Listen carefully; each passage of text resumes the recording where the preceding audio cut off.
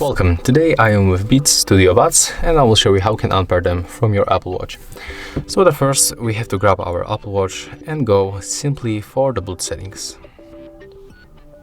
When you are here on the main menu settings, we have to go for the Bluetooth. Next we have to take a look on connected devices and find our Beats Studio Buds. Next we have to click on this information icon and select to disconnect our device.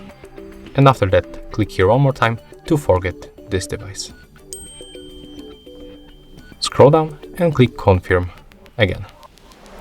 As you can see right now, we successfully remove Skybeats Studio Buds from our Apple Watch, and right now we are able to connect them back, for example. So yeah, that's all. If you find this video helpful, remember to like, comment and subscribe.